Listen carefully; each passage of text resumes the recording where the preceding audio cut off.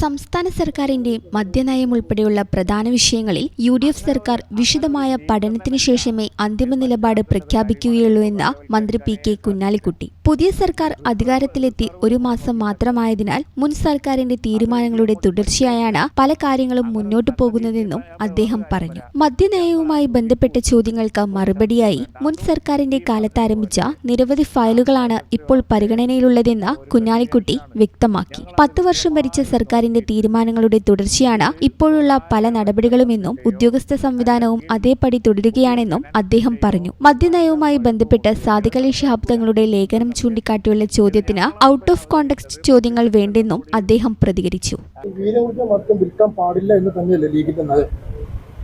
ഒരു ചോദ്യം തന്നെ ആവർത്തിച്ചുകൊണ്ടിരിക്കണ്ട. UDFന്റെ നയം ഞങ്ങളൊക്കെ ഒന്ന് തന്നെയാണ്. ലീഗ് എന്നും മധ്യ ഇത് തന്നെയുള്ള അതിമേലൊരു ടിസ്റ്റിന് വേണ്ടി ഇല്ല. നല്ല സ്ട്രൈറ്റ് അല്ല, അതൊക്കെ നല്ല സ്ട്രൈറ്റ് ആയിട്ട് ഞാൻ പറഞ്ഞ മറുപടിയിലുണ്ട്.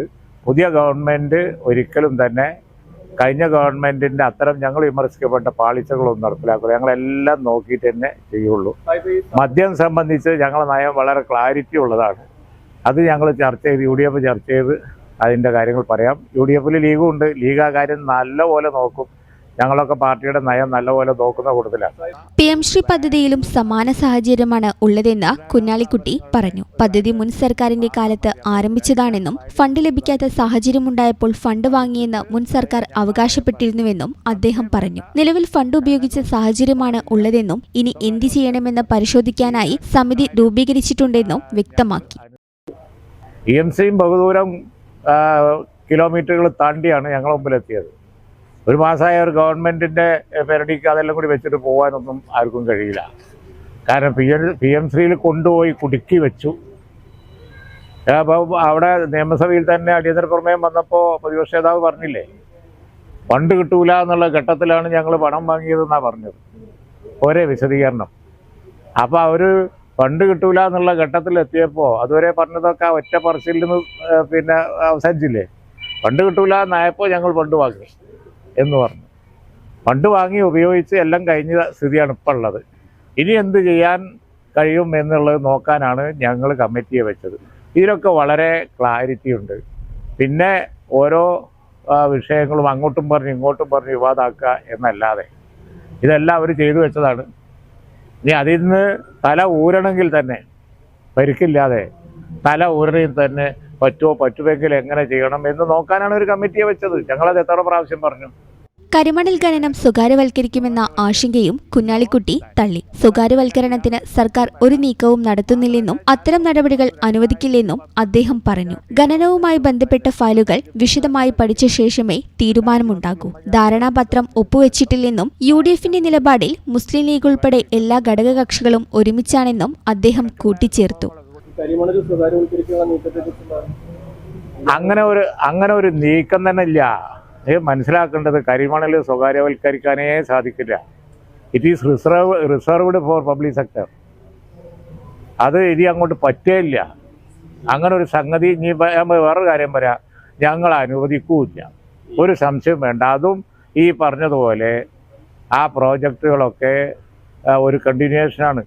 ഞങ്ങളത് വിശദമായി നോക്കിയിട്ട് ഇതിൽ സ്വകാര്യവൽക്കരണത്തിൻ്റെയോ അല്ലെങ്കിൽ പുതിയ ഖനനത്തിൻ്റെയോ വല്ല പഴുതുമുണ്ട് എങ്കിൽ അത് നടപ്പിലാക്കൂല.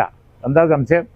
ഇത് ഞങ്ങളെ മുമ്പിൽ അവതരിച്ചത് പബ്ലിക് സെക്ടറിലും കൂടി നടത്തുന്ന ഒരു വാല്യൂ അഡീഷൻ, പൊതുമേഖലാ സ്ഥാപനങ്ങളുടെ ഒരു വാല്യൂ അഡീഷൻ മാത്രമായി ഞങ്ങളുടെ മുമ്പിൽ. അതിൻ്റെ ഫയൽ ഞങ്ങൾ വിശദമായിട്ട് പഠിച്ചിട്ട് അതിലെ ഞങ്ങളെ നയം പറയും. സംശയം വേണ്ട. ഖനനവും പാടില്ല, സ്വകാര്യവൽക്കരണവും പാടില്ല. ഈ രണ്ട് കാര്യം ഞങ്ങൾ അനുവദിക്കുകയില്ല. കുട്ടനാട് MLAയോട് മുഖ്യമന്ത്രി നടത്തിയ പരാമർശം വിവാദമായ വിഷയത്തിലും കുഞ്ഞാലിക്കുട്ടി പ്രതികരിച്ചു. മുഖ്യമന്ത്രി നേരത്തെ തന്നോട് സംസാരിച്ചു കൊണ്ടിരുന്ന വിഷയത്തിന്റെ തുടർച്ചയായാണ് ആ പരാമർശമുണ്ടായതെന്നും അത് കുട്ടനാട് MLAയെയോ റെജി ചെറിയാനെയോ ഉദ്ദേശിച്ചുള്ളതല്ലെന്നും അദ്ദേഹം പറഞ്ഞു. അത് ലോകത്തെ പറ്റിക്കാം, എന്നെ പറ്റിക്കാനാകില്ലെന്നും കുഞ്ഞാലിക്കുട്ടി പ്രതികരിച്ചു. ഈ സഭയിലെ ഈ കുട്ടനാട് MLA ചോദിച്ച ചോദ്യത്തിന് മുഖ്യമന്ത്രി പറഞ്ഞൊരു മറുപടി അവധിയുമായി ഒരു കാരണവശാലും കൊടുക്കില്ല എന്ന് താങ്കളോടാണ് പറഞ്ഞത്. അല്ല, അത് വേറൊരു കാര്യം പറഞ്ഞു എന്നാണ് എൻ്റെ ഓർമ്മ.